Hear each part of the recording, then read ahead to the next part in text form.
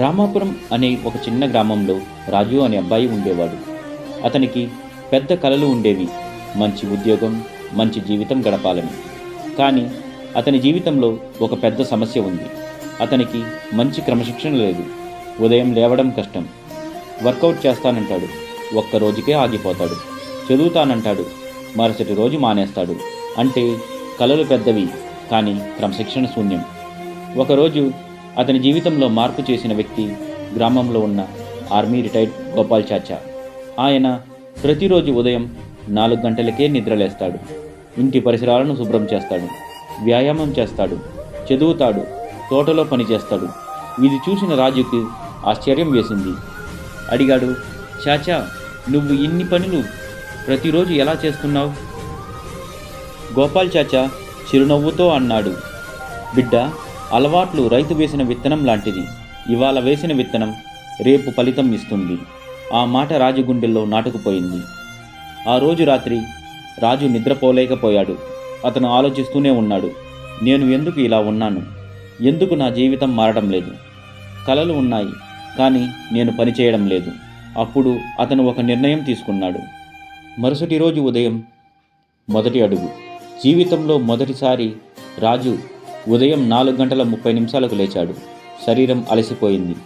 మళ్ళీ నిద్రపోవాలని అనిపించింది, కానీ అతను తట్టుకున్నాడు. మొదటి రోజు 200 మీటర్లు కూడా పరిగెత్తలేకపోయాడు. అలా 7 రోజుల తర్వాత కాళ్ళు నొప్పి పెట్టినా కాళ్ళల్లో బలం పెరిగింది.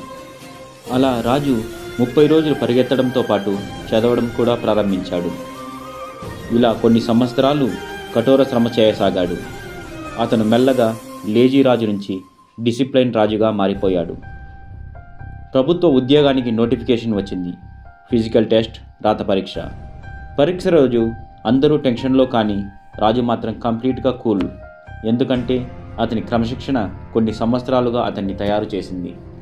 పరుగులో రాజు నెమ్మదిగా మొదలుపెట్టాడు, కానీ ఎక్కడా ఆగలేదు. అతని అలవాట్లు అతన్ని ముందుకు నెట్టాయి. ఫిజికల్ పాస్ అయ్యాడు, రాత పరీక్ష కూడా పాస్ అయ్యాడు. కొన్ని రోజుల తర్వాత ఒక లేఖ వచ్చింది, మీకు అభినందనలు, మీరు ఎంపికయ్యారు అని. ఆ రోజు రాజు గ్రహించిన నిజం. అతను తల్లిని చూస్తూ చెప్పాడు, అమ్మా, కలలు కంటే ముఖ్యం అలవాట్లు. గోపాల్ చాచా దగ్గరికి వెళ్ళి నమస్కరించాడు.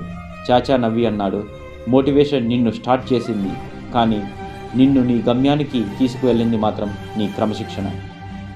ఈ కథ చెప్పే మాట ఏమిటంటే, జీవితం మార్చాలి అంటే ఒకేసారి పెద్ద పెద్ద పనులు చేయాల్సిన అవసరం లేదు. చిన్న చిన్న అలవాట్లు చాలు. రోజుకు 10 నిమిషాల వాకింగ్, 10 పుషప్స్ చేయి, 5 పేజీలు చదువు, 15 నిమిషాల ముందే లేచి చూడు. ఈ చిన్న అలవాట్లే నీ భవిష్యత్తును నిర్మిస్తాయి. నువ్వు కూడా ఇప్పుడే మొదలుపెట్టు. చిన్న అడుగు పెద్ద మార్పుకు నాంది.